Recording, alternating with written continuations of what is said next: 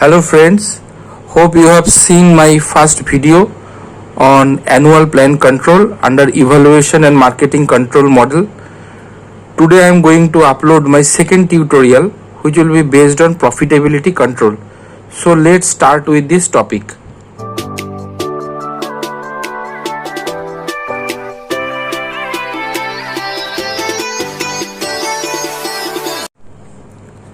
So friend, let's start with profitability control model. A business entity can enjoy benefit of in-depth financial analysis and should measure the profitability of their individual products, segments, trade channels, territories, order sizes, etc.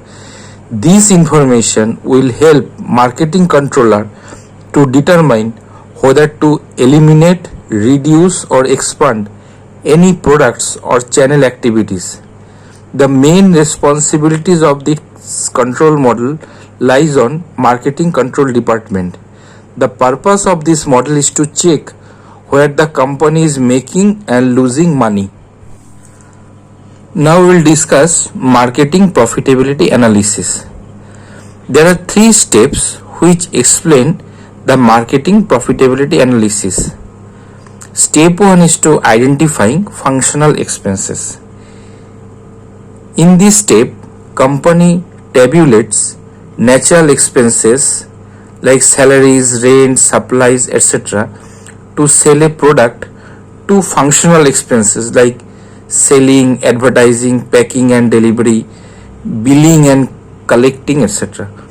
Here the task is to measure how much of each natural expense was incurred in each functional activity. Step 2 is to assigning functional expenses to marketing entities.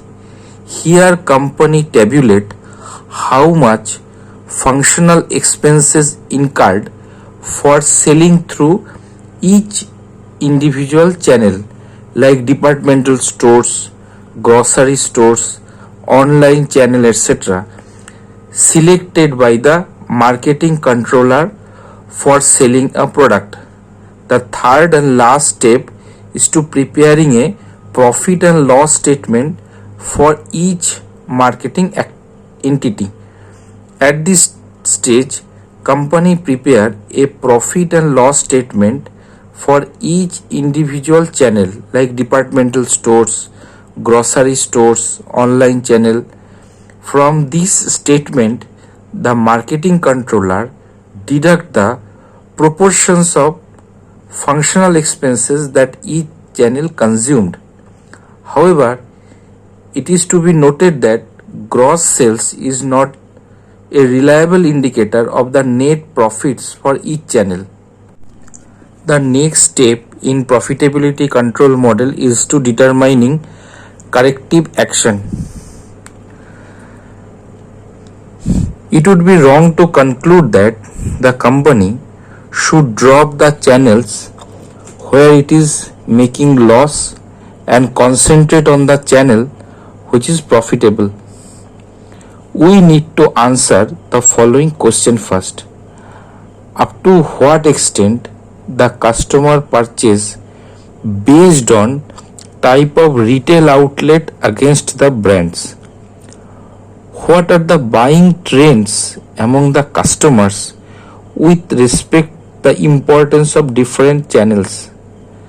How good are the company's marketing strategy directed at various channels? On the basis of these answers, marketing management can evaluate following alternatives. Establish a special charge for handling small orders. Give more promotional aid to the channels where the company is making loss. Reduce the selling efforts to loss-making channels. Not to close any channel entirely except the weakest retail units in each channel. Doing the business as usual with all channels. It is to be noted that Marketing profitability analysis indicates the relative profitability of different marketing entities, channels, products, or territories, but that does not prove the best course of action is to close the unprofitable marketing entities, nor does it capture the likely profit improvement if these marginal marketing entities are dropped. Now we'll discuss direct versus full costing. Often, marketing profitability analysis can lead or misguide marketing management team depending on their understanding of methods and their limitations. In determining the corrective action, the marketing controller could have focused on number of sales working hours for more accurate indicator of cost instead of number of sales calls.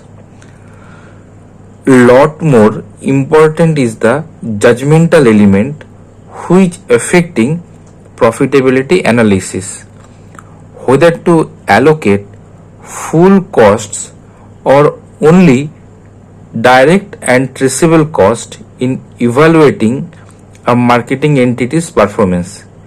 There are three types of costs in real world which a marketing entity cannot sidestep.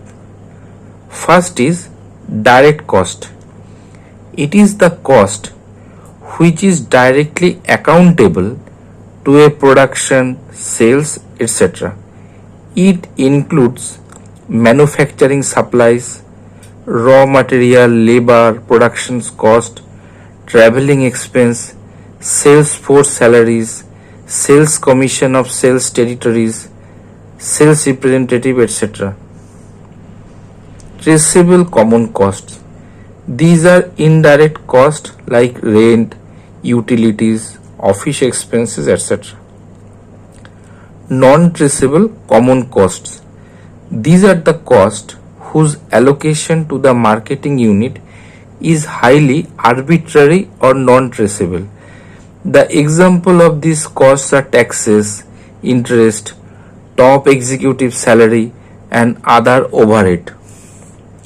However, there is some controversy about including traceable common cost, which lump together costs that may or may not change with the scale of marketing entity. The major dispute is about whether to allocate the non-traceable common costs to the marketing entities.